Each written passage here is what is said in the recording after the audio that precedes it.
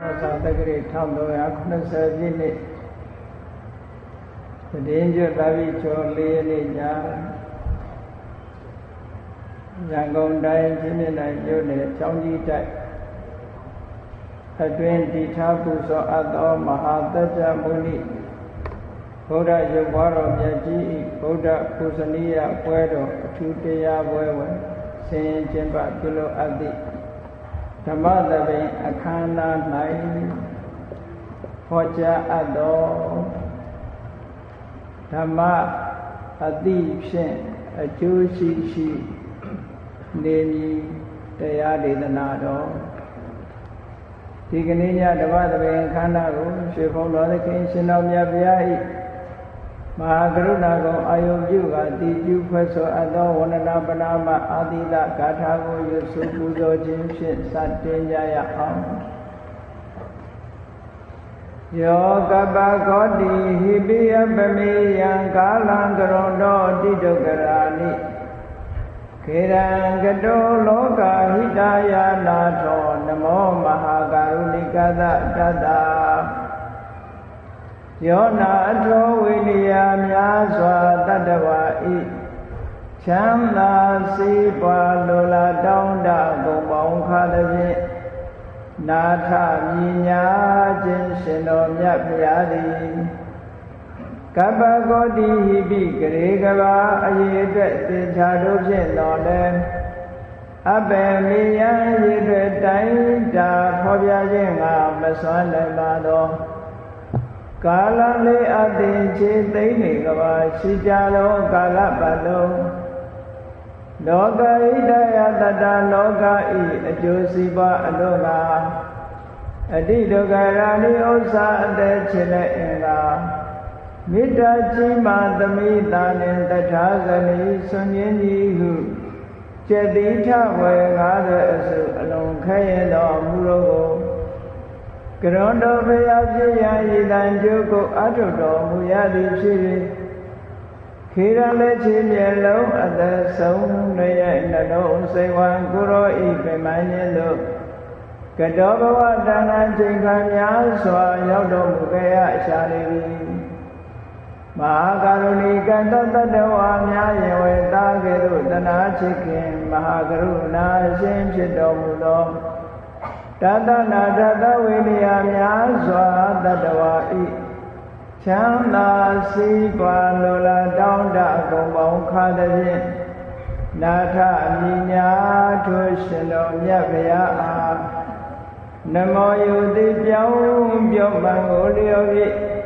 ကရောယုကျုရှိခိုးခြင်းသည်အထုဘဝတု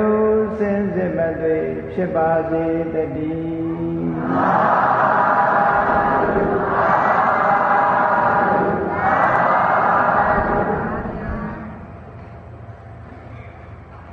ဓမ္မအတိဖြင့်အကျိုးရှိအောင်နေမည်လို့လူဘဝရလာတဲ့ပုဂ္ဂိုလ်တိုင်းမိမိတို့ဘဝမှာနေထိုင်တဲ့အခါအကျိုးရှိအောင်နေတတ်ဖို့အမတ္တမအရေးကြီးပါလေအကျိုးဆိုတာဒိဋ္ဌဓမ္မိကအထမျက်မှောက်ဘဝမှာရတဲ့အကျိုးကတစ်မျိုးတံပရာယိကထလို့ခေါ်တဲ့တမလွန်ဘဝမှာရတဲ့အကျိုးလို့စာပေကျမ်းကများမှာဒီလိုအကျိုးနှမျိုးကိုသတ်မှတ်ပြထားတာရှိတယ်အဲ့ဒီမဲ့မျက်မှောက်ဘဝမှာရရှိနိုင်တဲ့အကျိုးဆိုတာဒီဘဝမှာရှိတဲ့ဥစ္စာရတာလည်းအကျိုးတစ်မျိုးပဲယာဓုဂုံသိဌာနန္တရရတာလည်းအကျိုးတစ်မျိုးပဲထူးခြားတဲ့ဂုဏ်အညီသွေးတွေရတာလည်းတစ်မျိုးပဲစီးပွားဥစ္စာရတာလည်းပဲတစ်မျိုးပဲချမ်းချမ်းသာသာနေဖို့အခွင့်အရေးတွေရလာတာလည်းပဲဒီဘဝရဲ့အကျိုးလို့ဒီလိုပြောရဓမ္မလွန်ဘဝအကျိုးဆိုတာကြတော့လူတိုင်းဟာဒီဘဝမှာဆုံးသတ်ကြမှာမဟုတ်သေးလို့ရှိရင်နောင်ဓမ္မလွန်ဘဝဆိုတာရှိနေသေးသည့်အတွက်ကြောင့်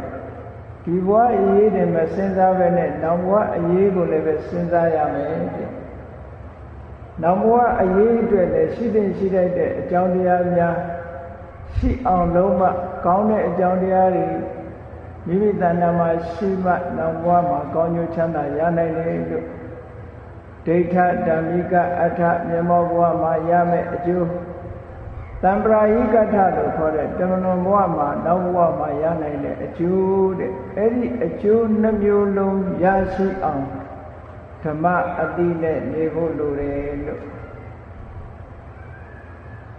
အဲ့ဒါလို့ဓမ္မအတိနဲ့ဓမ္မအတိဆိုတာဒီနေရာမှာဓမ္မဆိုတာအမှန်အမှားကိုခွဲခြားသိနိုင်အောင်ဟောပြောထားတဲ့ဘုရားမြတ်စွာရဲ့ဆုံးမသွန်သင်ချက်ကိုလည်းဓမ္မလို့ခေါ်လို့ရတယ်။ကောင်းဆုံးနှမျိုးကိုပေးတတ်တဲ့သဘာဝတရားတွေရဲ့အကျိုးအကြောင်းအဆိုးအကောင်းကိုသိတာလဲဓမ္မကိုသိတယ်လို့ဒီလိုပြောရမယ်။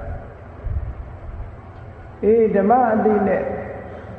ဘဝမှာအကျိုးရှိရှိနေဖို့ဘာဖြစ်လို့လို့ဆိုလို့ရှိရင်လောကမှာ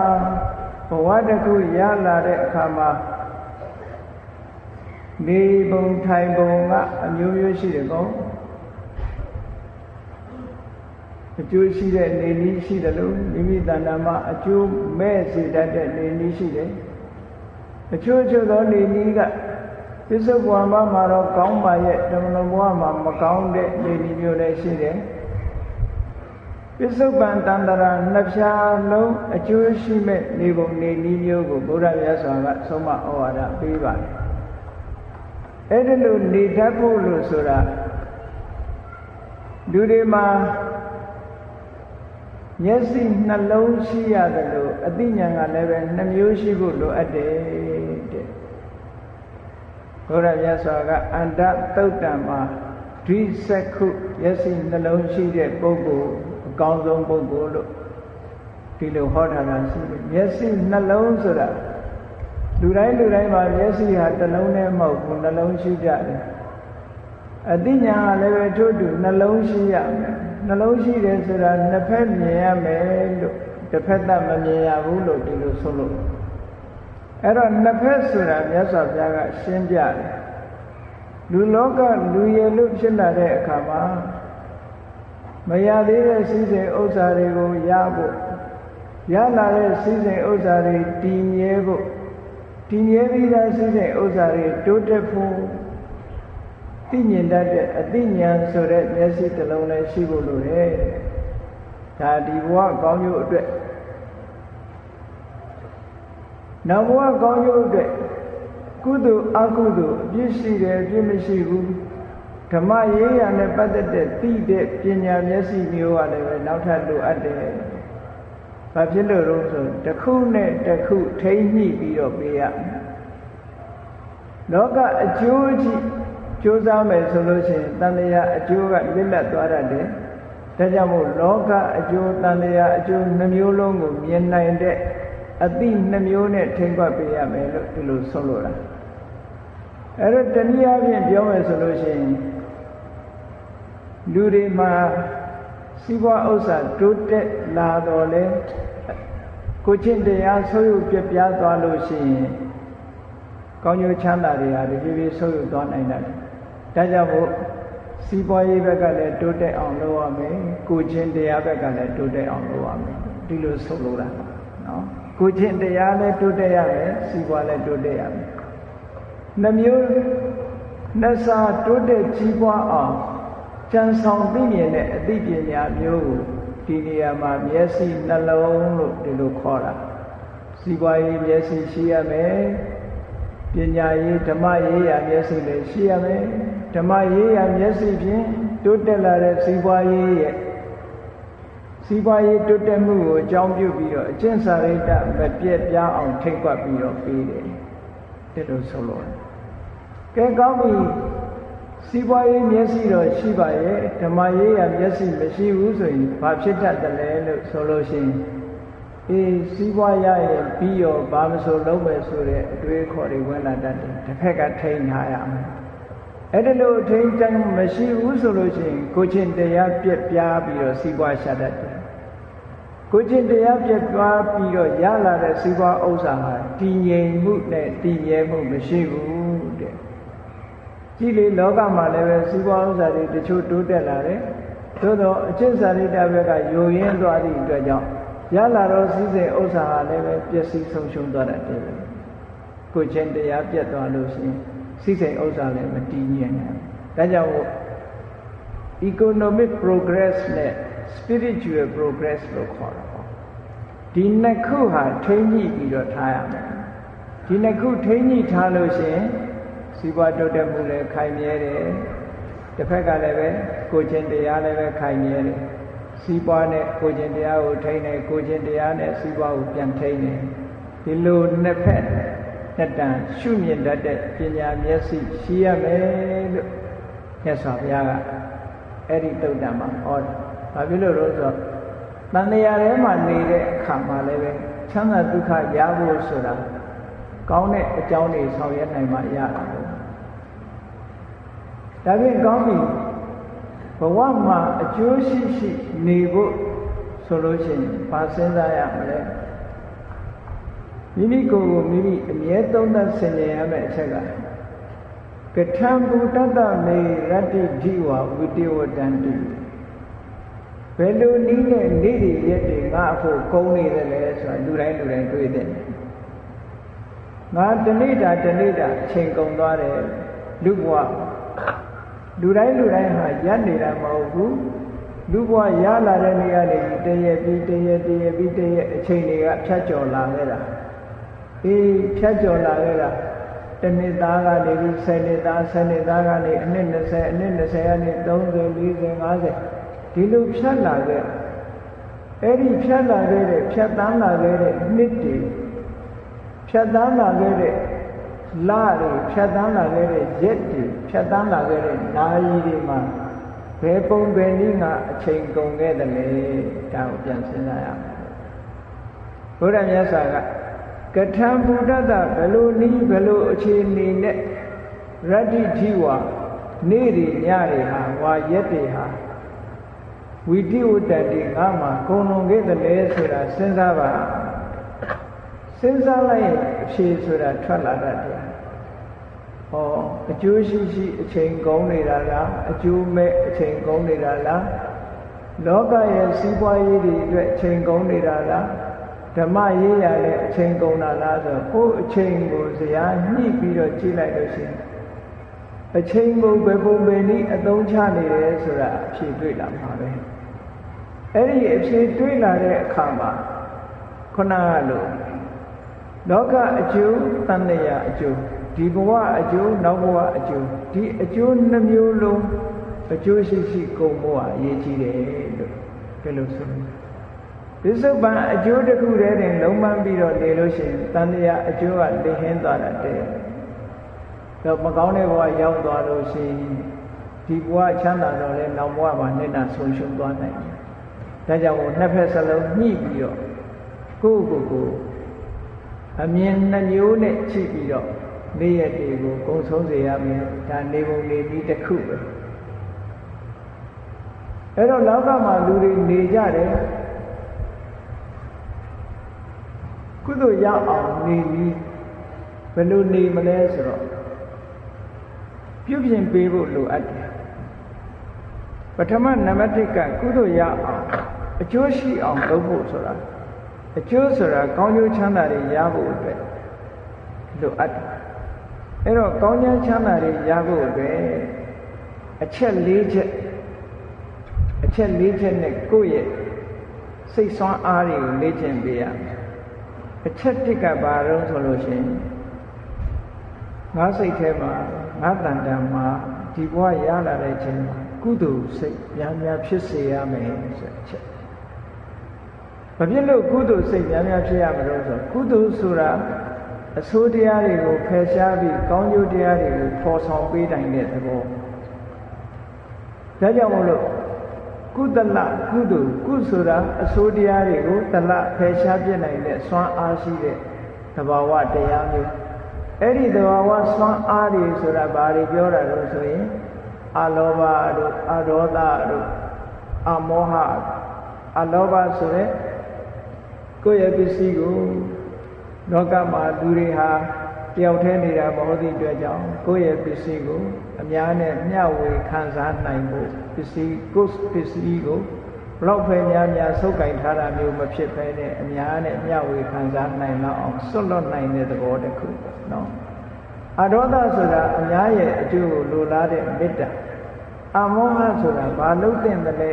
လုံးသင့်သလားမလုံးသင့်ဘူးလားသိတဲ့အသိပညာမျိုး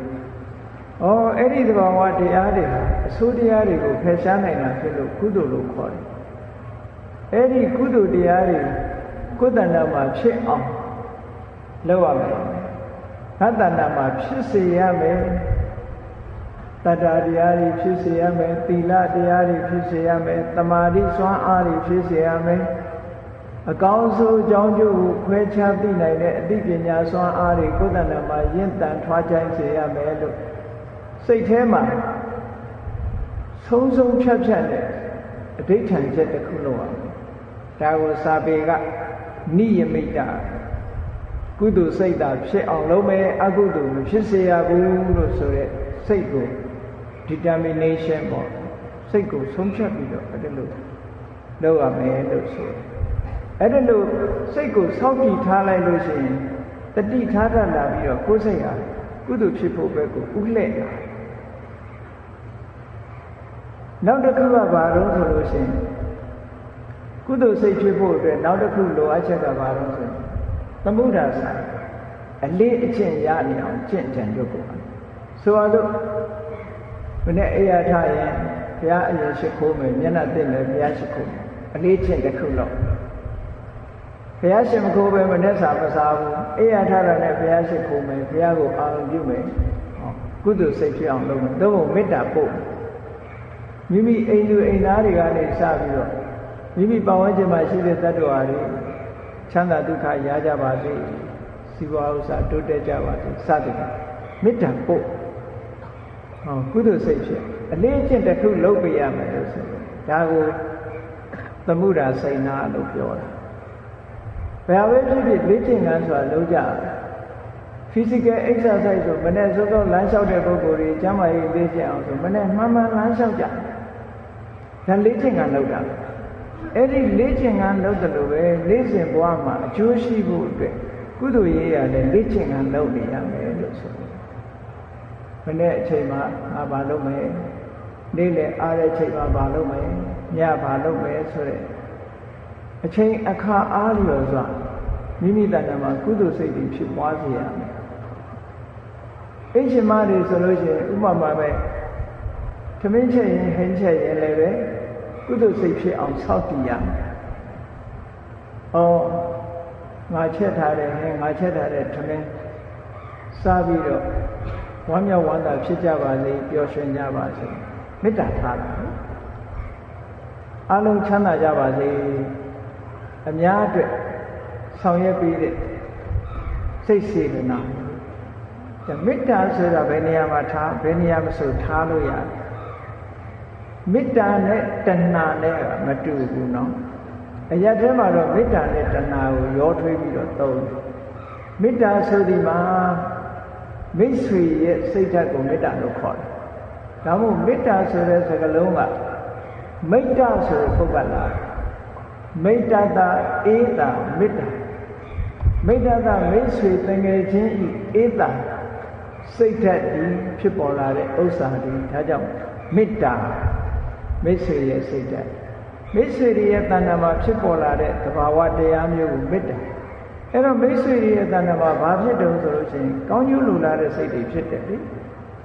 မိမိနဲ့ခင်မင်နဲ့တငယ်ချင်းတွေကြီးပွားစေခြင်းနဲ့တိုးတက်စေခြင်းနဲ့ကြီးပွားတဲ့တိုးတက်တဲ့ကြားရင်ဝမ်းသာတယ်ဒီစိတ်ဓာတ်မျိုးဟာရန်သူပေါ်မှာထားတဲ့စိတ်ဓာတ်မျိုးမဟုတ်ဘူးအားလုံးပေါ်မှာအဲ့ဒီလိုမိတ်ဆွေစိတ်ဓာတ်ပွားနိုင်အောင်လုပ်တာမေတ္တာထားနိုင်တယ်လို့ပြောเนาะအဲ့တော့မေတ္တာဆိုတာရင်ထဲနှလုံးထဲမှာအမုန်းတရားတွေကိုဖယ်ရှားပြီးတော့အကျိုးလိုလားတဲ့စိတ်ဓာတ်မျိုးမေတ္တာအဲ့တော့မေတ္တာပွားမယ်ဆိုလို့ရှိရင်ဘယ်ချိန်မှဆိုပွားလို့ရဆိုပါစို့မေတ္တာကလည်းပဲ တကယ်ကတော့မေတ္တာစိတ်ဆိုတာမနောကံစိတ်ကလောက်ရမယ်ဟာပေါ့စိတ်ကလောက်ပြီးတော့ခန္ဓာကိုယ်နဲ့ပြရတဲ့ကာယကံမေတ္တာမျိုးလည်းရှိတယ်ဝစီကံနဲ့ပြရမယ်နှုတ်ကနေပြောရမယ်ဝစီကံမေတ္တာမျိုးလည်းရှိတယ်မနောကမေတ္တာဆိုတာစိတ်ထဲကတ attva တွေချမ်းသာကြပါစေဝစီကံမေတ္တာဆိုတာတဦးနဲ့တဦးအကြံဉာဏ်ပေးတယ်ကောင်းတဲ့အကြံဉာဏ်ပေးတယ်ဟာဒီလမ်းတော့မသွားနဲ့ဒီလမ်းမှာအန္တရာယ်ရှိတယ်ဟာဒီနေရာတော့မနေသင့်ဘူးဒီအလုပ်တော့မလုပ်သင့်ဘူးဒီအလုပ်လုပ်ရင်ပိုကောင်းတယ်ဟောအကြံဉာဏ်ပေးတယ်ဒါဝစီကံမေတ္တာလို့ခေါ်တယ်မေတ္တာစိတ်အကြံကောင်းဉာဏ်ကောင်းတွေပေးနေတာဝစီကံမေတ္တာကာယကမေတ္တာဆိုတာတောင်းရင်လာရင်ကနေဆူးကလေးတွေတွေ့ဘေးဖယ်သွားတယ်အေးမတိုက်မခိုက်ပြီးကြပါစေနဲ့ကာယကမေတ္တာအိမ်မှာအလုပ်လုပ်ရင်ကလည်းပဲထို့တူပဲနော်အိမ်သူအိမ်သားတွေချမ်းသာဖို့အတွက်ကိုကဆောင်ရွက်လုပ်ကင်ပြီးတော့ပေးနေတယ်ဆိုဒါကာယကမေတ္တာကိုဖြစ်တာတော့ကာယကမေတ္တာဖြစ်တယ်ဝစီကမေတ္တာဖြစ်တယ်မနောကမေတ္တာဖြစ်တယ်ဟောမေတ္တာကံနေနဲ့နေပြီဆိုလို့ရှိရင်ခုနကကုသိုလ်နဲ့နေတာပဲအကျိုးရှိတဲ့နေဒီကတော့ဒီလိုပြောဝေယဝိဇ္ဇလုံရင်ဘယ်နေရာမှာပဲဖြစ်ဖြစ်စိတ်ဓာတ်ကိုဖြူစင်အောင်ထားပြီးတော့နေမယ်ဆိုလို့ရှိရင်ကောင်းကျိုးချမ်းသာတွေကဖြစ်ပွားစေတာအချိန်ဆိုတာရွေးเสียမလို့ဘူးအခါဆိုတာလည်းရွေးเสียမလို့ဘူးဘယ်နေရာမှာပဲဖြစ်ဖြစ်မိမိစိတ်ကလေးကညစ်ပြီးတော့နေတာဒါကြောင့်မလို့ငါတဏ္ဍာမှာကုသိုလ်တွေပဲများများဖြစ်စေရမယ်မြင်မြင်နဲ့များမေတ္တာပွားနိုင်ရမယ်လို့နိမိတလို့ဆိုတဲ့ determination နောက်တစ်ခုကပရိနာမအမြဲတမ်းကိုယ်စိတ်လေးကကောင်းတဲ့ဘက်ကိုညွတ်နေအောင်လေ့ကျင့်ပေးရဆိုပါစို့ကောင်းတဲ့ဘက်ညွတ်နေအောင်ဆိုလို့ရှိရင်တယောက်တည်းမှာအေးအေးဆေးဆေးနေမိပြီဆိုလို့ရှိရင်ဘာတွေအတွေးများတယ်လဲကိုယ့်ကိုယ်ချက်ကပ်လုပ်ကြည့်နော်မင်တရချက်ကပ်တော့ကိုယ့်ကိုယ်စစ်စစ်ကြည့်အဲ့တော့ကိုယ်စိတ်လေးဟာကောင်းတဲ့ဘက်မှာညွတ်နေစေရမယ်မကောင်းတဲ့ဘက်အညွတ်များနေလို့ရှိရင်ကောင်းတဲ့ဘက်ကိုညွတ်စေရမယ်လို့ဆိုပြီးတော့စိတ်ကလေးကိုအမြဲတမ်းကောင်းတဲ့ဘက်ကိုဥလှည့်ပေးနေရမေတ္တာပွားဖို့ဥလှည့်ပေးရမယ်ကောင်းကျိုးချမ်းသာလိုလားတဲ့စိတ်တွေဖြစ်ပွားဖို့ဥလှည့်ပေးရမယ်ကုသိုလ်တရားရဖို့ဥလှည့်ပြီးတော့ပေးရမယ်ဒါလေ့ကျင့်ပေးလို့ရှိရင်ဖြစ်လာတယ်နောက်တစ်ခုကတော့နှလုံးသွင်းတရားနှလုံးသွင်းဆင်ခြင်မှုကအလွန်အရေးကြီးတယ်ဒါကြောင့်မို့ဘုရားမြတ်စွာကဒီနှလုံးသွင်းဆင်ခြင်တာကိုယောနိသောမနတိကာရ wise attention နော်မှန်မှန်ကန်ကန်စဉ်းစားတာအသိဉာဏ်နဲ့စဉ်းစားတာလိမ္မာပဏ္ဏဆိုတာစဉ်းစားတတ်တာဒါကိုယောနိသောမနတိကာရလို့ခေါ်တယ်ဘယ်ကိစ္စပဲဖြစ်ဖြစ်ယောနိသောမနတိကာရမထားနိုင်လို့ရှိရင်ကုသိုလ်ရကြမှာရကုသိုလ်လုပ်နေတောင်မှကုသိုလ်မရတတ်ဘူးတဲ့ကုသနာမှာကုသိုလ်ဖြစ်အောင်ဟာယောနိသောမနတိကာရရှိရမယ်ဒါကြောင့်မို့စာပေကျမ်းဂန်မှာယေကေစိကုသလဓမ္မာသဗ္ဗေတိယောနိသောမနတိကာရမူလကကုသိုလ်မှန်တယ်မြတ်ယောနိသောမနတိကာရပေါ်မှာအခြေခံတယ်လို့ဒီလိုမြတ်စွာဘုရားဟောတယ်အဲ့တော့ယောနိသောမနတိကာရဆို wise attention ပဲဆိုပါစို့ဒေါသထွက်เสียကိစ္စလေးတစ်ခုလူတယောက်နဲ့ပတ်သက်ပြီးတော့ဒေါသထွက်เสียကိစ္စလေးတစ်ခုကိုယ်အနိပတ်ဝန်းကျင်နဲ့ပတ်သက်ပြီးဒေါသထွက်เสียလေးကိစ္စတစ်ခုကြောင့်ကြမ်းကြမ်းထန်ထန်စကားပြောမိပဲဆိုရင်ဆင်ခြင်ကြည့်လိုက်ဩကြမ်းကြမ်းထန်ထန်ပြောတဲ့စကားငါပြောရင်လည်းမကြိုက်ဘူးငါလည်းကြိုက်မှာမဟုတ်ဘူးသူပြောလဲသူလည်းကြိုက်မှာမဟုတ်ဘူးအဲ့တော့ချိုးချိုးသားသားပြောပြီးတော့သူ့ကိုဖြောင်းပြတာကောင်းတယ်ဆိုဒါယောနိသောမနတိကာရလို့ခေါ်တယ်ကြမ်းကြမ်းထန်ထန်ပြောလိုက်တဲ့စကားသည်တစ်ဖက်သားကိုနုညံ့မသွားစေပို့ပြီးတော့ကြမ်းတမ်းသွားစေပြောတဲ့ပုဂ္ဂိုလ်ကလည်းကြမ်းတမ်းတယ်နားထောင်ရတဲ့ပုဂ္ဂိုလ်ကလည်းစိတ်ထဲမှာကြမ်းတမ်းသွားတယ်အဲ့ဒီနှစ်ခုကိုနှလုံးသွင်းဆင်ခြင်လိုက်လို့ရှိရင်ယောနိသောမနတိကာရနဲ့ဆင်ခြင်စဉ်းစားကြည့်လို့ရှိရင်ငါ့ကိုကြမ်းကြမ်းထန်ထန်ပြောရင်ငါကြိုက်သလားမကြိုက်ဘူးငါမကြိုက်လို့ရှိရင်သူလည်းမကြိုက်ပေဘူးအဲ့တော့ငါကြမ်းတမ်းတဲ့စကားကိုပြောဘူးလူညံ့တဲ့စကားနဲ့ပြောမယ်အကျိုးရှိအောင်ပြောမယ်လို့ ဟောတယ်လို့တစ်ဖက်ကနေတွေးပြီးတော့ဆင်ញင်လိုက်လို့ရှိရင်ဒီလိုဆင်ញင်တာနှလုံးသွင်းတာကိုယောနိသောမနတိကာရလို့ခေါ်တယ်ဘယ်အရာပဲဖြစ်ဖြစ်တစ်ဖက်ကနေကြည့်ရင်ဒေါသထွက်เสียဖြစ်ပေမဲ့လို့တစ်ဖက်ကကြည့်ရင်ကျေးဇူးတင်เสียမျိုးရှိတတ်တယ်အဲ့တော့ဒေါသဖြစ်မဲ့ဘက်ကနေမစဉ်းစားနဲ့ကျေးဇူးတင်เสียဘက်ကစဉ်းစားအမြဲတမ်းအဲ့ဒါလို့စဉ်းစားရင်ဘာအကျိုးရှိတော့လို့ဆိုရင်ကိုယ်တဏ္ဍာမှာအမုန်းတရားကင်းခြင်းအကျိုးရှိတယ်ဟောယဉ်တဲ့နှလုံးထဲမှာအမုန်းကင်းပြီဆိုလို့ရှိရင်စိတ်မချမ်းသာပဲဘူးလားစိတ်ထဲမှာကြည်နူးရဟုတ်ကဲ့ယဉ်တဲ့နှလုံးထဲမှာအမုန်းကင်းလို့ရှိရင်စိတ်နှလုံးဟာကြည်လင်အေးမြဒါလက်တွေ့ရတဲ့အကျိုးတစ်ခုဘုရားမြတ်စွာဟောတဲ့တရားဓမ္မတွေဆိုတာလက်တွေ့ကျင့်သုံးလို့ရတဲ့တရားတွေဘဝနေနည်းတွေ way of life လို့ခေါ် the way of life ဘဝတစ်ခုကဘယ်ပုံပဲနည်းနေရမယ်ဆိုတာမြတ်စွာဘုရားကဟောတယ်ဒါကြောင့်မို့လို့ကုသိုလ်ဖြစ်ဖို့ရအတွက်ဟောဒီအချက်၄ချက်ဟာအရေးကြီးတယ်တဲ့စိတ်ကို determination တန်ဋိဌာန်ချထားရမယ်ကုသိုလ်ပဲဖြစ်အောင်လုပ်မယ်လို့တန်ဋိဌာန်ချထားရမယ်အမြဲတမ်းကုသိုလ်ဘက်ကိုစိတ်ညွတ်ထားရမယ်လေ့ကျင့်ခံယူရမယ်ကုသိုလ်စိတ်ကိုအမြဲတမ်းလေ့ကျင့်ပေးရမယ်နောက်တစ်ခုကယောနိသောမနတိကာရဆိုတဲ့မှန်ကန်တဲ့နှလုံးသွင်း wise attention ရှိရမယ်အဲ့ဒါဆိုလို့ရှိရင်အကုသိုလ်တွေနည်းသွားပြီးတော့ကုသိုလ်တွေများလာကုသိုလ်တွေများလာခြင်းအပြင်ဘဝတစ်ခုအရာရာမှာအဆင်ပြေလာပြီးတော့ဒီဘဝမှာလည်းကောင်းကျိုးချမ်းသာတွေရနိုင်တယ်နောက်ဘဝမှာလည်းကောင်းကျိုးချမ်းသာတွေရတယ်နှစ်ဖက်အကျိုးရှိအောင်နေအလုပ်တစ်ခုလုပ်လို့ရှိရင်ပင်ပန်းလာတဲ့ကအိုးငါကြီးပဲလုပ်တာသူတို့ကတော့အေးအေးဆေးဆေးနေတယ်စိတ်တိုးတယ်ဟောဒီလိုစဉ်းစားလိုက်လို့ရှိရင်ဩငါလုပ်ပေးတာငါတတ်နိုင်လို့ငါလုပ်ပေးတယ်ငါလုပ်ပေးသည့်အတွက်ကြောင့်အများချမ်းသာသွားရင်စိတ်ကြည်နူးရဒီလိုတစ်ဖက်ကစဉ်းစားလိုက်လို့ရှိရင်ငါအများအတွက်လုပ်ပေးပြီအဲ့ဒါလို့ဟိုဘက်ကစဉ်းစားဒီဘက်ကစဉ်းစားမှန်ကန်တဲ့ဘက်ကတွေးလိုက်လို့ရှိရင်ကုသိုလ်ဖြစ်เสียရှိတယ်နော်မမှန်ကန်တဲ့ဘက်ကတွေးလိုက်လို့ရှိရင်အကုသိုလ်ဖြစ်သွားပြန်တယ်လူရတဏ္ဍာတွေနဲ့ပတ်သက်လို့ရှိရင်လည်းဒီတိုင်းပဲလူရတဏ္ဍာတွေအလူကပုဂ္ဂိုလ်တွေနဲ့ပတ်သက်လာလို့ရှိရင်စိတ်ထဲကနှလုံးသွင်းတတ်ဖို့အရေးကြီးတယ်နော်စိတ်ထဲကနှလုံးသွင်းတတ်ဖို့အရေးကြီးတယ်စိတ်ထဲကနှလုံးမသွင်းတတ်ဘူးဆိုလို့ရှိရင်အကုသိုလ်ဆိုတာဖြစ်လာတယ်ဒါကြောင့်မို့လို့လူပြီးတမ်းပြီဆိုလို့ရှိရင်လည်းမိမိအနေနဲ့လှူတာဆိုတာကိုယ့်အတွက်လှူတာမဟုတ်ဘူးထိုပုဂ္ဂိုလ်ရဲ့အကျိုးစီးပွားကိုလိုလားလို့လှူတာထိုပုဂ္ဂိုလ်ရဲ့ဖောက်ပြန်မှုကြောင့်ကိုယ်စိတ်ထဲမှာတမျိုးဖြစ်တာမျိုးမဖြစ်စေရဘူးပေါ့ဒါကသူ့ဘာသူဖြစ်တာကိုယ်နဲ့မဆိုင်ဘူး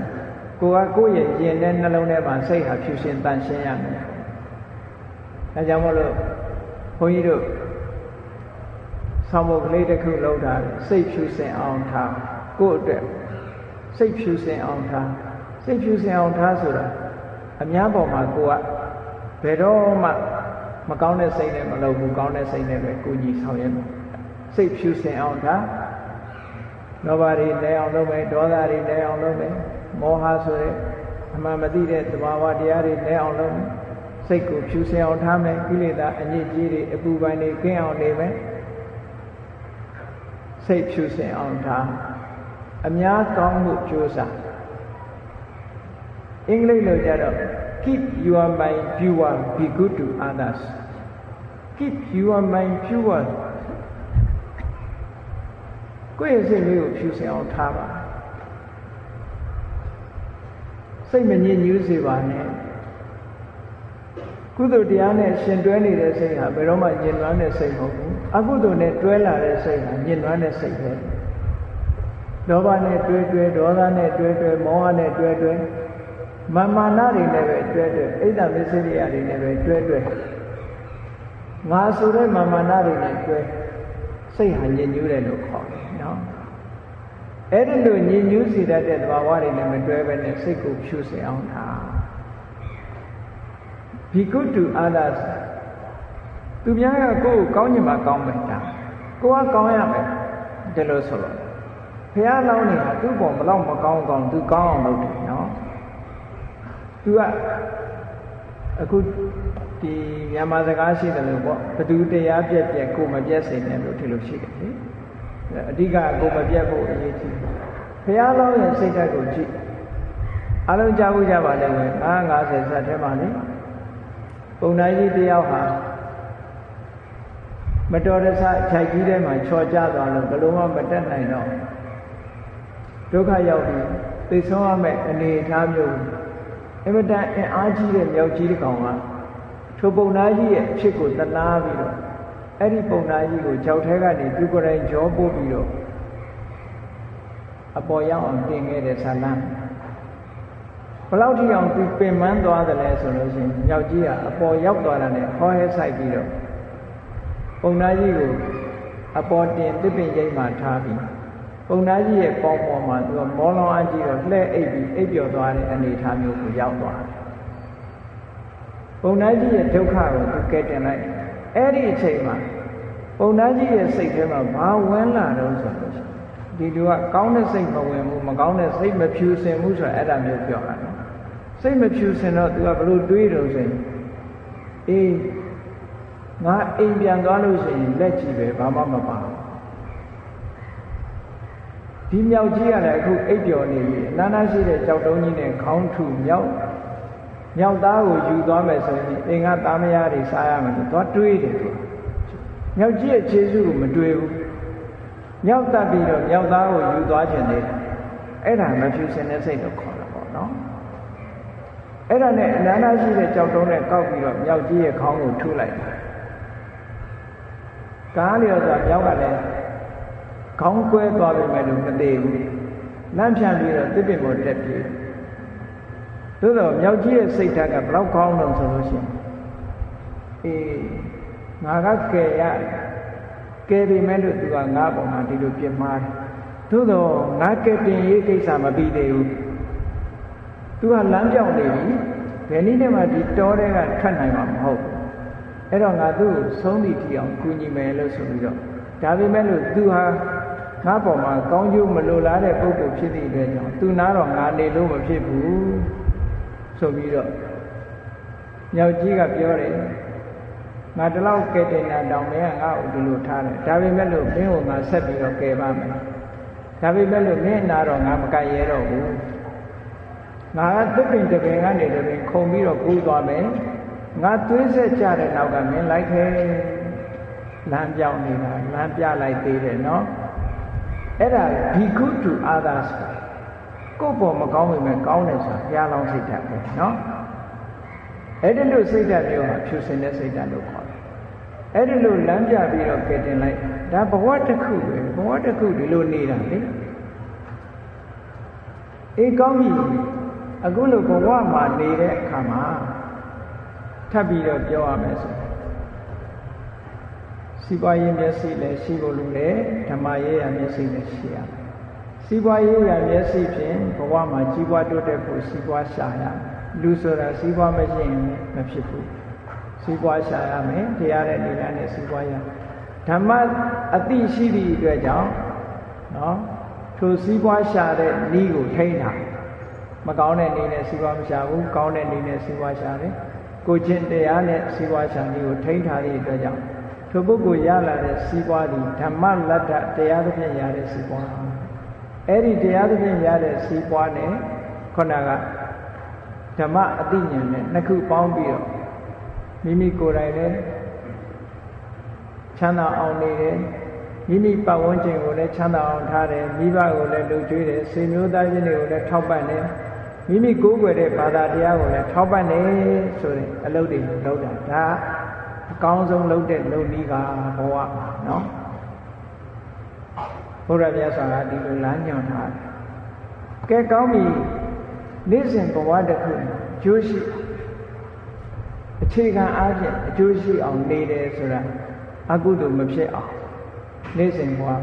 လူဖြစ်လာရင်စီးပွားရှာရမှာပဲမရှာလို့မရဘူးเนาะစီးပွားရှာရမယ်လူ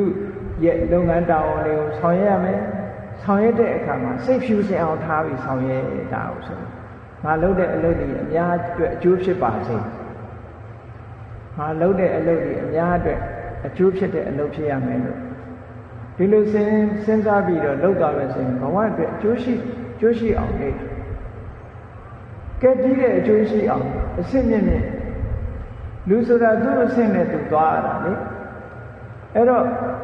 ဓမ္မအတိနဲ့နေဆိုလို့ရှိရင်ဒီတဲ့အကျိုးရှိတဲ့နေနည်းကားဆိုတာဘာနဲ့နေရလောကမှာနေကြပုံတွေကိုပြန်ပြီးတော့ကြည့်မယ်ဆိုရင်ပညာမဲ့တို့ရဲ့နေနည်းနဲ့ပညာရှိတို့ရဲ့နေနည်းကမတူဘူးပညာမဲ့တဲ့ပုဂ္ဂိုလ်ကတော့ဒီဘဝကောင်းစားရင်ပြီးရောဒီဘဝကောင်းစားပြီးရောဆိုပြီးတော့အကျိုးအကြောင်းအဆိုးကောင်းလည်းမစင်စားဘူးရရင်ရတယ်လို့ဒီပညာမဲ့တဲ့ပုဂ္ဂိုလ်ကြတော့ဘာကိုပဲအာယုံပြုလို့ဆိုရင်စားဖို့တောက်ဖို့ပျော်ဖို့ပါဖို့ကလွှဲရင်ဒီပြင်ဘာမှမစင်စားဘူးဘဝတစ်ခုလေးအတွက်ကိုစဉ်းစားတယ်ပညာနဲ့နေတာကြတော့အသက်ရှင်တဲ့ထဲမှာအသက်မွေးတဲ့ထဲမှာပညာနဲ့အသက်မွေးတာပညာနဲ့အသက်ရှင်တာအကောင်းဆုံးအဲပညာနဲ့အသက်ရှင်တယ်ဆိုတာခုနလိုစဉ်းစားပြီးတော့အသက်ရှင်ဘယ်လိုနည်းနဲ့ငါနေ့ညတွေကုံသွားသလဲဆိုတာကိုယ့်ကိုယ်ကိုစစ်ဆေးပြီးတော့ကောင်းတဲ့နည်းနဲ့ကုံအောင်လေ့ကျင့်ပြီးတော့သွားတာကောင်းတဲ့နည်းနဲ့အသက်မွေးဒီကိစ္စနဲ့ပတ်သက်ပြီးတော့မြတ်စွာဘုရားသခင်ကိုယ်တော်မြတ်လက်ထက်တော်ခါကာလတုန်းကမြတ်စွာဘုရားရဲ့နောင်တော်ဝမ်းကွဲဖြစ်တဲ့မဟာနာမဆိုတာရှိသာသနာတော်မှာဒိဗ္ဗစက္ခုအရာဣတရေရတဲ့ရှင်အနုရုဒ္ဓရဲ့အကိုအရင်မဟာနာမဆိုတဲ့တာကိဝေမင်းသားရှိအဲ့ဒီတာကိဝေမင်းကသူ့ရဲ့ဓမ္မအဆင့်ကဘယ်ရောက်နေတော့ဆိုရင်နော်သူ့ရဲ့ဓမ္မအဆင့်ကတက္ကရာကအဆင့်ရောက်သောတာပန်ဖြစ်ပြီးလို့သောတာပန်ကနေပြီးတော့အဆင့်တက်သွားလို့တက္ကရာကတိဖြစ်သွားပြီအဲ့ဒါလို့တက္ကရာကအဆင့်ရောက်တဲ့အခါမှာမြတ်စွာဘုရားကိုလျှောက်တယ်အရှင်ဘုရားတဲ့တပည့်တော်တို့ဘဝတစ်ခုရလာတဲ့အခါမှာလူတွေဟာတယောက်နဲ့တယောက်မတူကြဘူးနေတာထိုင်တာဤအမျိုးမျိုးနဲ့နေနည်းထိုင်နည်းအမျိုးမျိုးနဲ့ဘဝမှာနေထိုင်ရတယ်တဲ့အဲ့ဒီနေထိုင်တဲ့ထဲကတပည့်တော်တို့ဖို့ဘယ်လိုနေနည်းနဲ့နေဖို့ကောင်းမလဲသူမေးကောကအလုံးမှတ်သားစရာကောင်းတယ်နော်ဘဝမှာဘယ်လိုနည်းနဲ့နေဖို့ကောင်းမလဲဗျာလို့ဆိုတော့မြတ်စွာဘုရားကအဆင့်မြင့်တဲ့ဓမ္မအနေအားဖြင့်ဒီနေရာမှာဟောထားတာနော်အခြေခံအားဖြင့်တော့ခုနလိုနေရမှာတခြားသုတ်တန်တွေမှာမြတ်စွာဘုရားဟောထားတာအခြေခံအားဖြင့်ခုနလိုနေရမှာဘဝအဲ့တော့ဒီနေရာမှာပြောရမယ်ဆိုလို့ရှိရင်လူလောကရောက်လာတဲ့လူတွေဟာလူဘဝရလာတဲ့ဆိုတဲ့ကုသိုလ်ကံကြောင်းရတယ်သို့တော့လူဘဝကိုမြတ်စွာဘုရားကဘယ်လိုသုံးသပ်ပြသလဲဆိုရင်လူတွေဟာတဲ့အတိတ်ဘဝတုန်းကကုသိုလ်လည်းလုပ်တယ်အကုသိုလ်လည်းလုပ်တယ်ကုသိုလ်အကျိုးပေးနဲ့ကြလို့လူဘဝရလာကြရလာတဲ့အတွက်ကြောင့်လူဘဝမှာဒုက္ခဒုက္ခဆိုတာနှမျိုးခံစားနေကြဒုက္ခကောင်းကျိုးချမ်းသာတွေကုသိုလ်တွေကအကျိုးပေးတဲ့အခါကောင်းတယ်ကုသိုလ်ကံကအကျိုးမပေးတဲ့အခါဆင်းရဲကြတယ်ဟောအကောင်းတွေးလိုက်အဆိုးတွေးလိုက်နဲ့လူဘုံလူဘဝဟာဒုက္ခဒုက္ခလှုပ်လာတဲ့ကံတွေရတယ်အကောင်းနဲ့အဆိုးရောလှုပ်လာကြတာတဲ့ကဲအဆိုးကြီးလှုပ်တဲ့ပုဂ္ဂိုလ်တွေကြတော့ဘယ်သွားတော့ဆိုလို့ရှိရင်ငရဲဘုံမှာတော့ငရဲရောက်နေတဲ့ပုဂ္ဂိုလ်တွေကြတော့ချမ်းသာဒုက္ခဆိုတာတစ်စက်မှမရှိအောင်ချမ်းသာတယ်ဆိုတာလုံးဝမရှိကုသိုလ်ကောင်းမှုဖြစ်ဖို့အနေထားလုံးဝမရှိတဲ့အပေပုံဘဝရောက်နေတဲ့ပုဂ္ဂိုလ်တွေက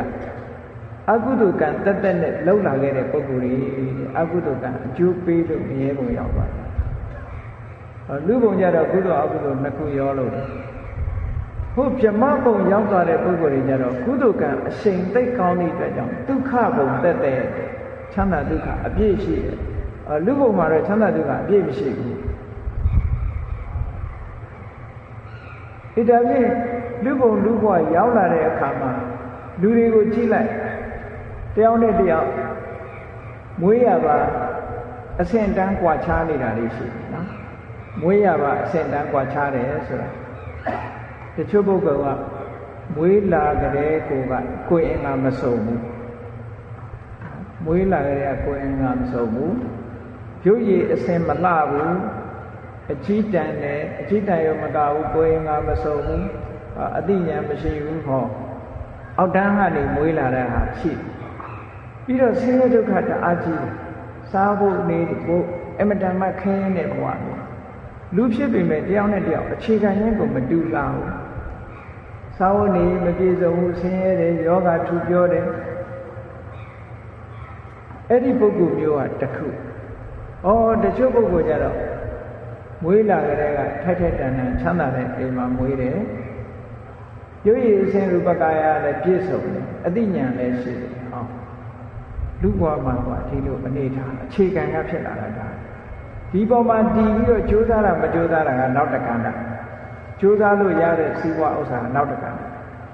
အဲ့တော့အခြေခံအခြေအနေကမတူဘဲနဲ့ဖြစ်လာမတူဘဲနဲ့ဖြစ်လာတဲ့အခါ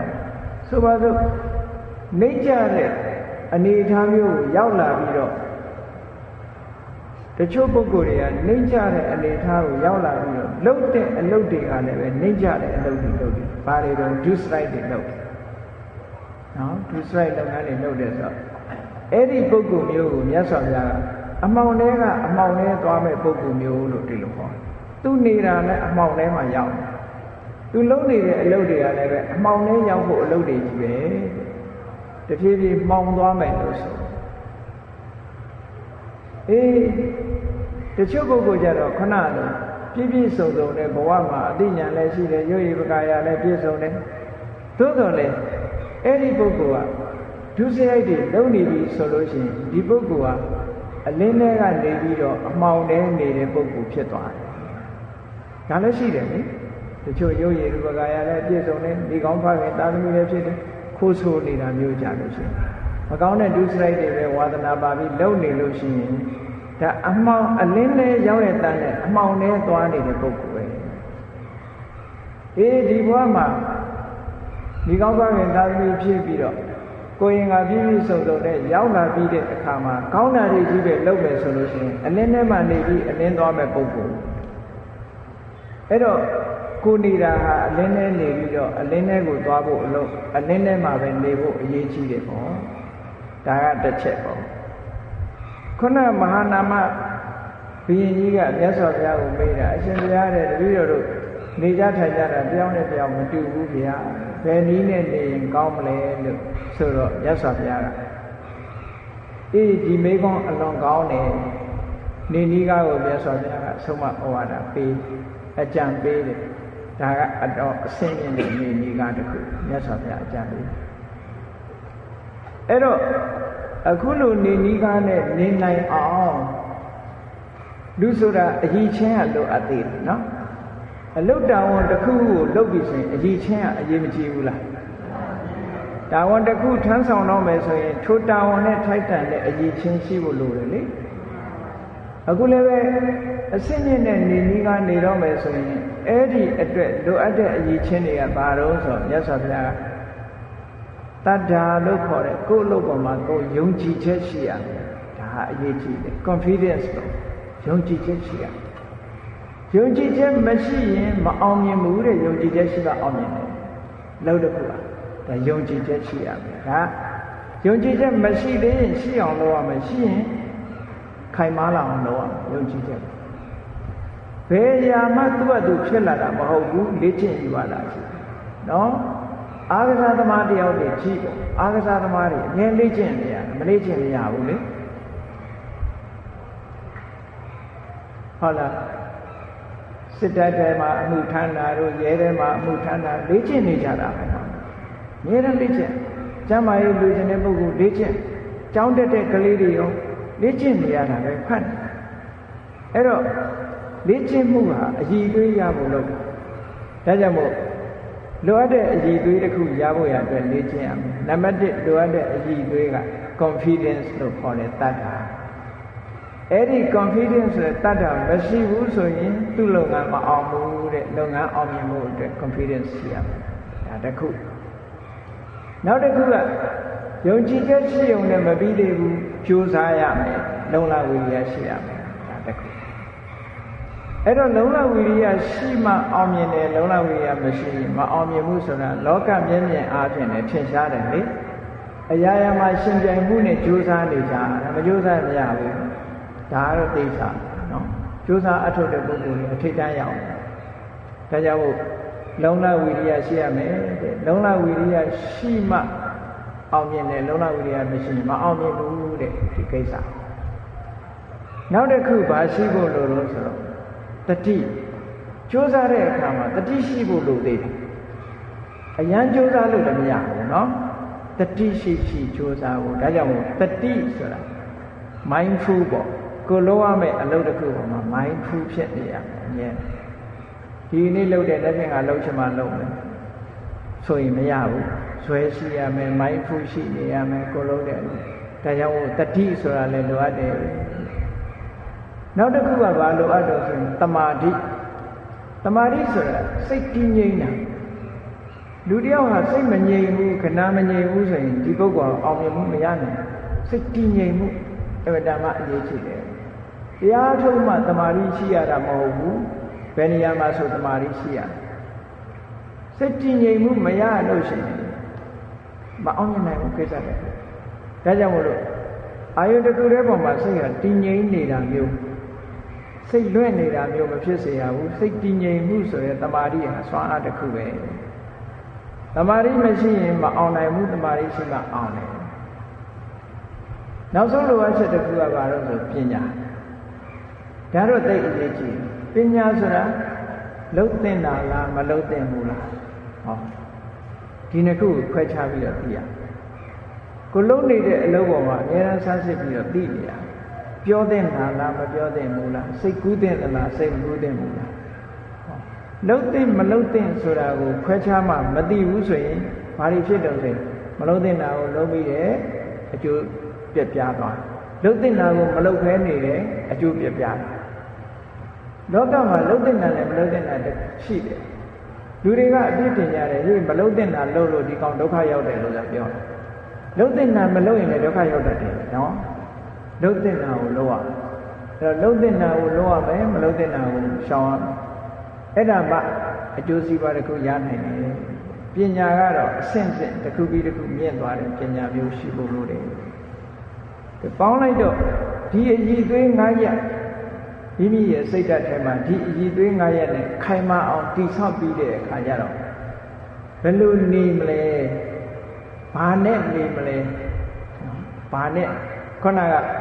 တရားကောင်းစဉ်ပေးခဲ့တယ်ဓမ္မအတိနဲ့နေမယ်ကဲဓမ္မအတိဆိုတာအမှန်တန်ကျေပြတဲ့စကားဘုရားမြတ်စွာကနေစရာအာယုံလေးတွေကိုပေးထား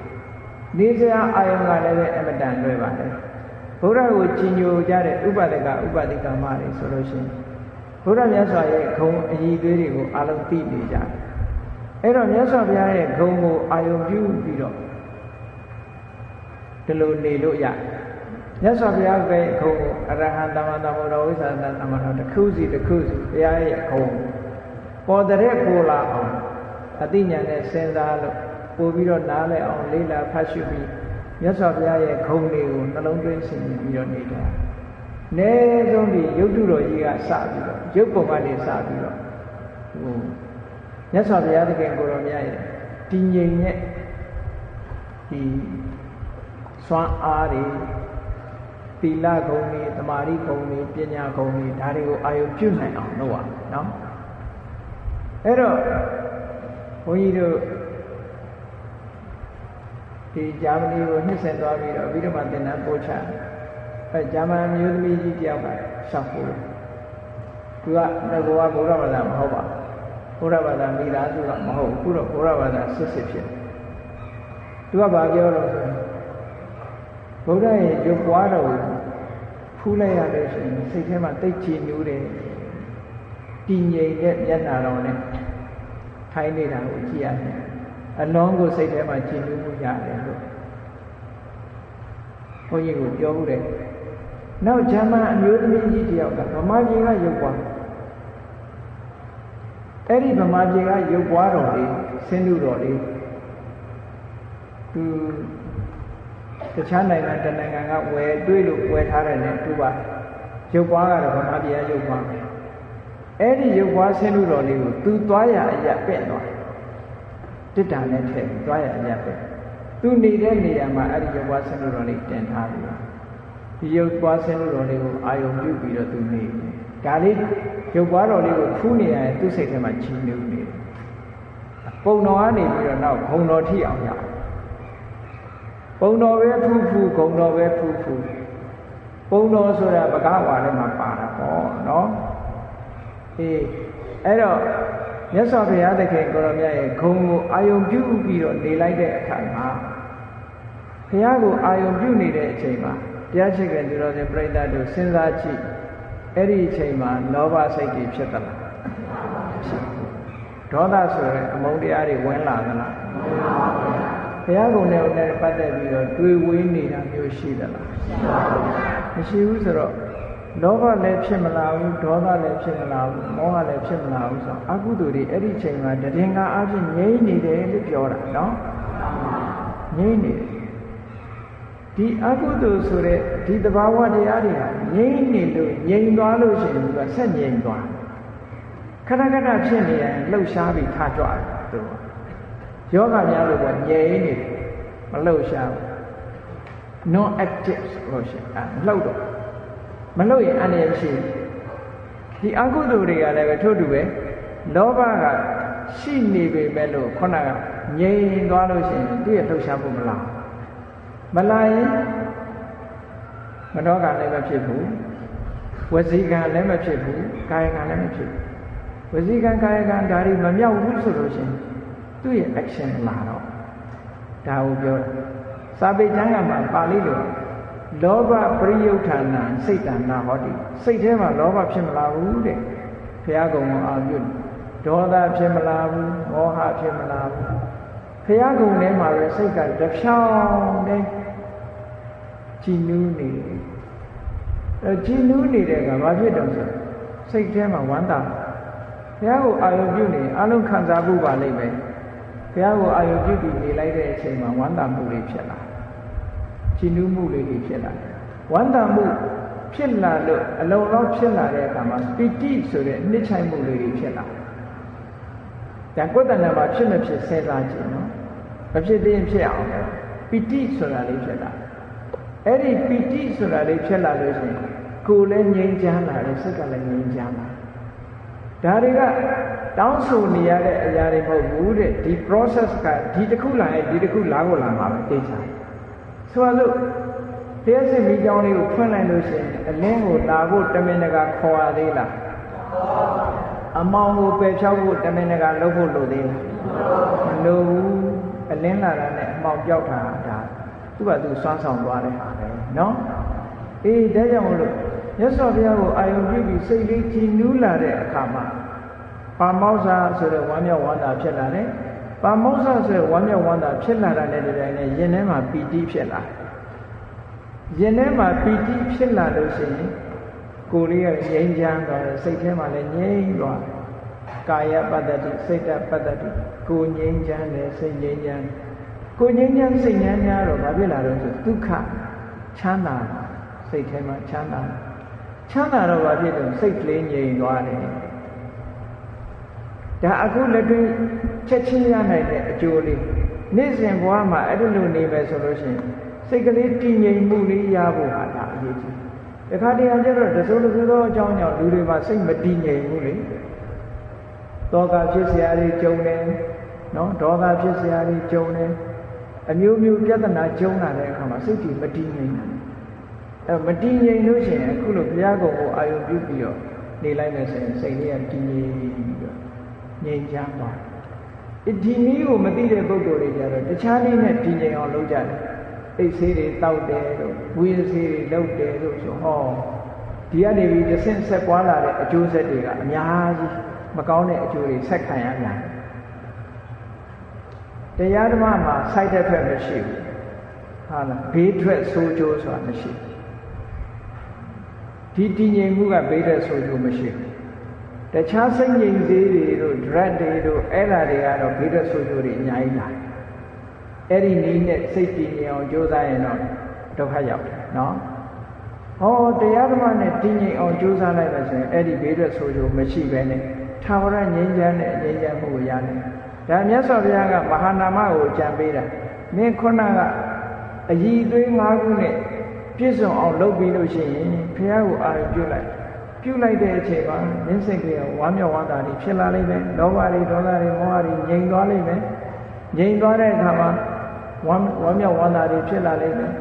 ပူတယ်ဆိုတာလောဘကြောင့်ပူတာလေဒေါသဖြစ်လာရင်ငြိမ်မှာမလားငြိမ်မှုလေကိုယ့်ဘာကိုယ်ဒေါသဖြစ်လာတယ်ဆိုရင်မငြိမ်တာထင်ရှားတယ်လောဘဖြစ်ရင်လည်းဟိုဟာလိုခြင်းဒါလိုခြင်းထလာရင်မငြိမ်မှုသူကလည်းလှုပ်ရှားတာပဲမောဟဆိုတာကြတော့ကိုလိုထင်ဒီလိုထင်အမှန်မမြင်တာဒါလည်းသူကလည်းငြိမ်တာမဟုတ်ဘူးအဲ့တော့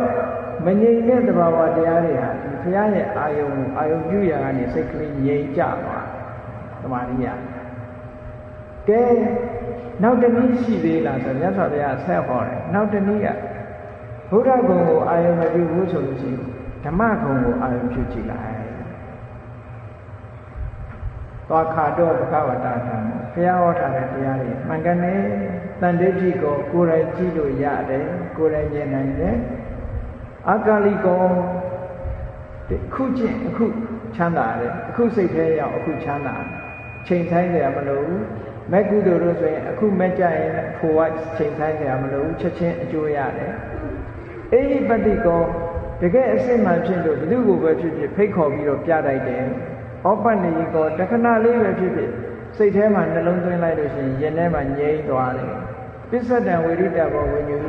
ကိုကျင့်တာကိုပဲသိလို့ရတယ်။ကိုယ်တိုင်ခံစားလို့ရတယ်။အဲ့တရားကုံတော်တွေကကိုကျင့်တတ်တဲ့အရာလေးတစ်ခုကိုနှလုံးသွင်းပြီးတော့ဩတရားရဲ့သဘာဝတွေကအလွန်ကြည်နူးစရာကောင်းတာပါလားလို့အာယုံပြုနေမယ်ဆိုရင်ခုနကပြောတယ်လောဘဖြစ်အောင်မလားမဖြစ်ဘူးဒေါသလည်းမဖြစ်ဘူးမောဟလည်းမဖြစ်အလုံးငြိမ်ကြသွားငြိမ်သွားတာကိုအကြောင်းပြုပြီးတော့ဝမ်းသာမှုဖြစ်လာတယ်ဝမ်းသာမှုဖြစ်ရင်ပီတိဖြစ်လာမယ်ပီတိလိုက်လာမယ်ပီတိလိုက်လာလို့ရှိရင်ကိုယ်စိတ်တွေငြိမ်ချမ်းလာမယ်ကိုယ်စိတ်တွေငြိမ်ချမ်းလာတဲ့အခါကျတော့ချမ်းသာလာမယ်အဲ့ဒီအချိန်မှာနာရကျင်နာကြိုက်တာခဲတာတွေလည်းအကုန်ပြောက်တင်းရှင်းတွေလည်းအကုန်ပြောက်ပြီးတော့ဟောစိတ်လေးကငြိမ်ကြသွားတယ်တမာရိယသွားအဲ့ဒီမှာမြတ်စွာဘုရားကဘာပဲရှိတယ်ဆိုဝိသမပတ္တယဗဇာယသမပတ္တောဝိဟရတိအေးမငြိမ်းချမ်းတဲ့တ attva တွေထဲမှာငါငြိမ်းချမ်းအောင်နေနိုင်တယ်ဟုတ်လားအလုံးကပူလောင်နေတဲ့ထဲမှာငါငြိမ်းချမ်းအောင်နေနိုင်တယ်လို့အပြပိစ္ဆဗျာပိစ္ဆာယပရိပဇာယတ attva တွေအလုံးဒုက္ခရောက်နေတဲ့ထဲမှာငါချမ်းချမ်းသာသာနေနိုင်တယ်လို့ဒီလိုပြောလို့ရတယ်ပစ္စရှိုံနဲ့ချမ်းသာတာမဟုတ်ဘူးလေတိုက်ကြီးနဲ့ကားကြီးနဲ့နေုံနဲ့ချမ်းသာတာမဟုတ်ဘူးစိတ်ပူပန်းနေရရင်ချမ်းသာတာပဲဟုတ်မလဲအေးဒါကြောင့်မို့မြတ်စွာဘုရားကနေနီးကဘယ်လိုနေရမလဲဆိုရင်လောကမှာအကျိုးရှိနေဖို့ဒီလိုနေနိုင်အောင်ကြိုးစားပါကဲတရားတော်ကိုအာယုံမပြုဘူးဆိုရင်အရိယတန်ခါတွေကိုအာယုံပြုလိုက်သုပ္ပတိပန်တော်မှန်ကန်တဲ့အချင်းချင်းရတယ်ဥစုပ္ပတိပန်တော်ဖြောင်းဖြောင်းမတ်မတ်ကျင့်ရတယ်ညာယပฏิပန်တော်နိမလမှန်ကျင့်ရတယ်တာမိစိပฏิပန်တော်မှန်မှန်ကန်ကန်ကျင့်ရတယ်အဲ့ဒီတိုင်မဂ္ဂင်7ပါးအကျင့်တရားကိုကျင့်သည့်အတွက်ကြောင့်အာဟုနေရောလူတိုက်တန်းတိုက်လာတဲ့ပါဟုနေရောနော်လက်ဆောင်တွေထိုက်တန်းလာတဲ့ဒိုက်ခိနေရောအလူတန်းတွေကိုလက်ခံတိုက်လာတဲ့ရည်စူးလူတဲ့လက်အလူတန်းတွေကိုလက်ခံတိုက်လာတယ်အနုတ္တရပုံညခိတံလောကတာလောကကြီးတစ်ခုလုံးရဲ့ကုသိုလ်စိုက်ပျိုးတဲ့မြေခွက်ကြီးဖြစ်လာတယ်ဒီလိုဆိုအဲ့ထက်ကတန်ခါကုံကိုအာရုံပြုပြီးတော့ကြည့်လိုက်မယ်ဆိုလို့ရှိရင်လည်းခုနကအာယုံပြုနေတဲ့အခိုက်မှာဆိုရင်လောဘဒေါသမောဟမလာဘူးမလာရင်စိတ်ငြိမ်းချမ်းပြီးတော့ခုနအကျိုးတွေအဆက်ဆက်စိတ်တည်ငြိမ်သွားအောင်ဒီထိအောင်အဆင့်ဆင့်ရောက်သွားမှာပဲကဲအဲ့ဒါလို့မဟုတ်ရင်နောက်တစ်ခုပါတော့ဆိုရင်ကိုယ်တိလကိုယ်စင်နေ့စဉ်မှာလူ့ကြောင့်နေဆို၅ပါးတိလအဲ့တော့၅ပါးတိလဆိုတာသိအရေးကြီးတာနော်၅ပါးတိလကတော့အရေးကြီးတော့ဆိုလို့ရှိရင်၅ပါးတိလကဝါရိတ္တတိလလို့ခေါ်တယ်တပါးမှရှောက်လို့မရဘူး၅ပါးတိလနဲ့ပြည့်စုံမှလူဘဝပြည့်စုံတယ်အကျိုးတရားအနေနဲ့ပြောတာနော် အဲ့ဒါလေးကိုနည်းနည်းဆင်ခြင်စဉ်းစားကြည့်လူတယောက်ဟာ၅ပါးသီလတွေက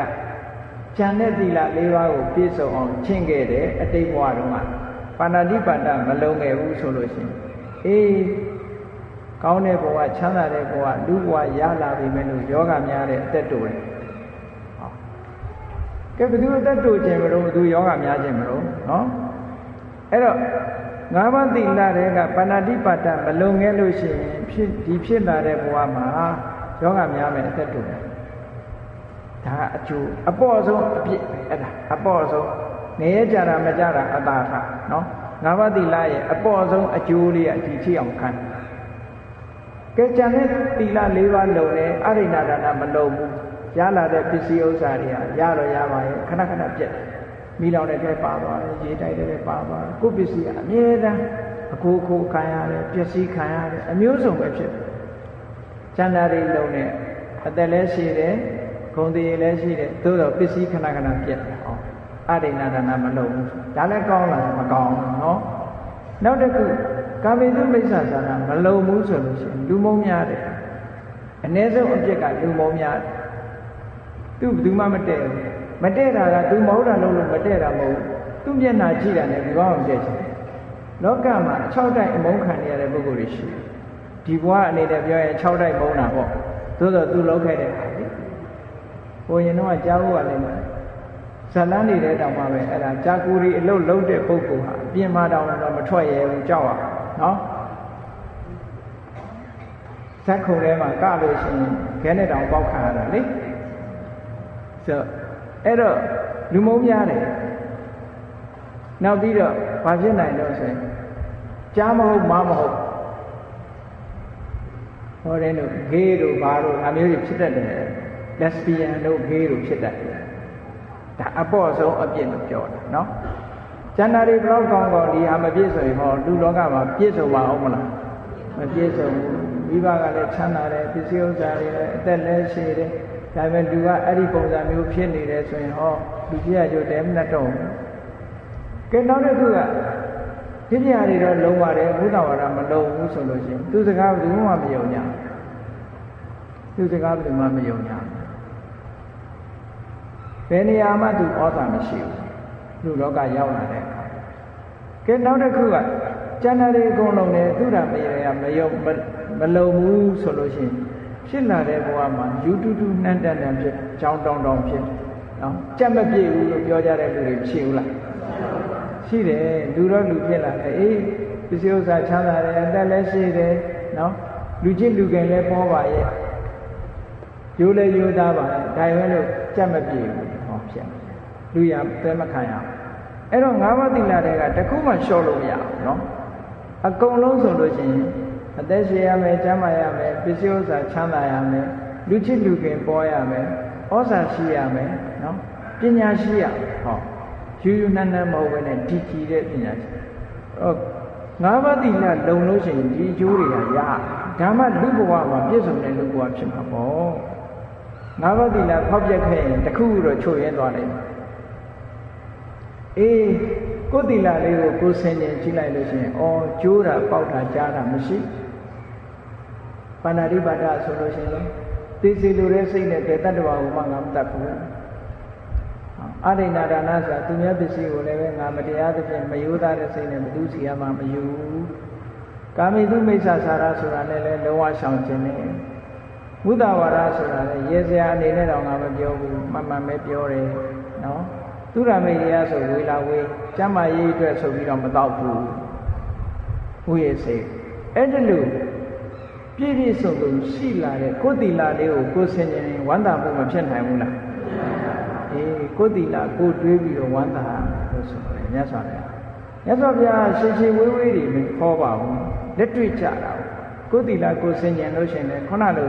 စိတ်ကလေးတည်ငြိမ်ပြီးထိအောင်အကျိုးရသွားမယ်တဲ့ဟောနောက်တစ်ခုကဘာဆင်ခြင်စဉ်းစားနိုင်လေတော့ဆိုရင်ကိုယ့်ရဲ့ဆွန့်လွတ်မှုဆွန့်ကျဲမှုဒါနဆိုလို့ရှိရင်အခုပြောတာတော့ဘုန်းကြီးတွေလှူမဘုရားလှူမဒီလိုဒါနလို့ထင်ကြတာနော်အိမ်မှာနေတဲ့အချိန်မိသားစုကျွေးဖို့မွေးဖို့ခွဲဝေပြီးဆောင်ရွက်နေတဲ့ပုဂ္ဂိုလ်မစ္စရိယမရှိဖို့တိတ်လို့ မစ္စရိယရှိလို့ရှိရင်ခွဲခြားလုပ်တတ်တယ်ဒါတော့သူ့ကိုဒါတော့ငါဘောနဲ့ဆိုပြီးတော့ခွဲထားတယ်အဲ့ဒီလိုမစ္စရိယမရှိဘူးကိုယ့်ရဲ့မိတ်ဆွေသင်္ကားတွေကိုလည်းပဲဒီကိုပိုင်တဲ့ပစ္စည်းဥစ္စာကို share လုပ်နိုင်တယ်ပေးနိုင်တယ်ကမ်းနိုင်တယ်ရှိတဲ့ပုဂ္ဂိုလ်တွေကိုလည်း share လုပ်နိုင်တယ်ပေးနိုင်တယ်ကမ်းနိုင်တယ်ဆိုတော့ဟောအားလုံးကလည်းသူ့ကိုချစ်ခင်ကြအားလုံးကလည်းလူရင်ပစ္စည်းကိုလာတောင်းရတယ်အားကိုးကြတယ်ယုံကြည်ကြတယ်ဒါကိုယ့်ရဲ့စာကားခုံလို့ခေါ်တယ်အဲ့ဒီစာကားခုံကိုအာရုံပြုလိုက်လို့ရှိရင်ကြည်နူးစရာတွေတွေ့လာမယ်ကြည်နူးစရာတွေ့လို့ရှိရင်ခုနသမာဓိစွမ်းအားတွေဖြစ်လာမယ်နောက်ဆုံးတစ်ခုကတော့ဒေဝတာနုဒ္ဒတိလို့ခေါ်တယ်ဒေဝတာနုဒ္ဒတိဆိုတော့နတ်တွေပူဇော်တဲ့ဟာမျိုးမဟုတ်ဘူးနတ်တွေတတိယတာမျိုးမဟုတ်ဘူးဒေဝတာနုဒ္ဒတိရဲ့အဓိပ္ပာယ်ကဘုံတကူကြီးတဲ့နတ်တွေနတ်ပြည်မှာရှိတယ်ဒါ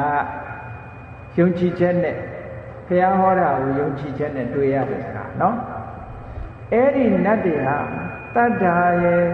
သီလရဲ့သုတရဲ့စာကရဲ့ပညာရဲ့ဆိုတဲ့ဒီအည်သွေးကောင်းတွေရှိလို့နတ်ပြည်မှာဖြစ်တာ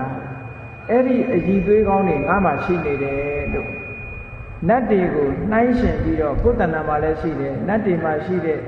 ဒီအည်သွေးကောင်းတွေရှိလို့သူတို့နတ်ပြည်ဖြစ်တယ်လို့ငါမှလည်းဒီအည်သွေးကောင်းတွေရှိနေတယ်လို့ကိုယ့်ရဲ့အည်သွေးတွေကိုအာယုပြုတာကိုဒေဝတာနုဒ္ဒတိလို့ခေါ်တယ်နတ်တွေကိုတတိယတာကိုပြောတာမဟုတ်ဘူးဒေဝတာနုဒ္ဒတိရဲ့အဓိပ္ပာယ်နော်တတ္တသီလသုတ္တစာကပညာတတ္တသီလသုတ္တစာကပညာနဲ့ပြည့်စုံလို့ဘုံတကူကြီးတဲ့နတ်တွေဖြစ်တယ်အဲ့ဒီတတ္တသီလသုတ္တစာကငါမှလည်းရှိတယ်လို့စဉ်းစားနိုင်တာအမှတ်ရနေတာတတိထားနေတာဆင်ញင်တွေးတောနေတာဟာဒေဝတာနုဒ္ဒတိအဲ့ဒီဒေဝတာနုဒ္ဒတိကလည်းခုနလိုပဲလောဘဒေါသမောဟဖြစ်မှုကိုတားပြီးတော့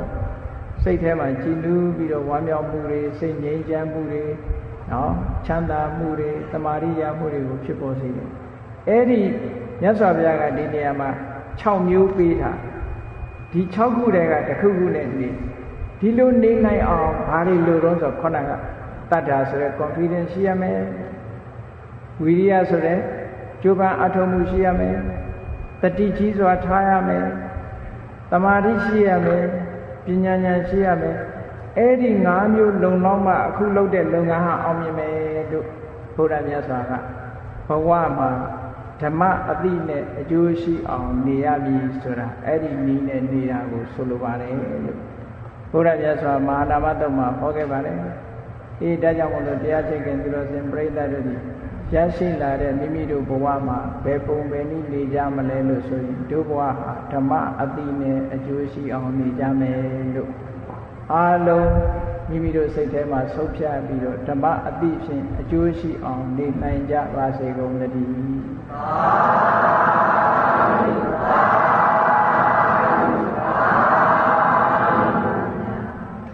မေတ္တာပို့ရအောင်တတ္တဝါများစွာဝိယံကွာချမ်းသာကြပါစေမေတ္တာရေချမ်းသုံးကားဖြံငြိမ်းချမ်းကြပါစေသက်ရှိကျမ်းမာဥချမ်းသာတို့ရဆန္ဒပြည့်ပါစေဓမ္မောတရံပိဝိတဝါနဝိတာသဗ္ဗေတမုဟတာအာသရမရာတိတိဘာဝနိဗ္ဗာနံယန္တုတာရောဓမ္မောတရံလောဘဒေါသမောဟစိတ်တောင်းကင်းပြောက်ကြည်တရားစေကိုပိဝိတဝါဝန္တာရှင်ပြတောက်ကြရနာကြရကုန်သောကြောင့်ဝိတာသဗ္ဗေပူဇာညစ်နောက်ပိလေသာအစိတ်တောက်ဥဒမြတို့သည်သမုဟတပိဉ္စပဲတွင်ရေမတင်တဲ့ကဲ့သို့ကင်စင်လွင်ပြောင်းပေမရောက်အောင်ပယ်ဖြောင်းအပ်ကုန်သည်ဟွန်တုစင်စစ်မသွေဖြစ်ကြပါစေကုန်သတည်းအာသရမရံအိုခြင်းလဲကွာနာခြင်းလဲကင်သေးခြင်းလဲရှင်းတတ်သောဒီဒီဘောကိလေသာဝုပုခတိကင်းကြီးရာအစစ်ဖြစ်ပေထသော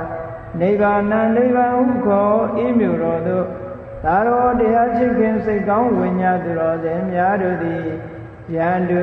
ပါရမီအဆင့်ဆင့်မြင့်တယ်မြင်၍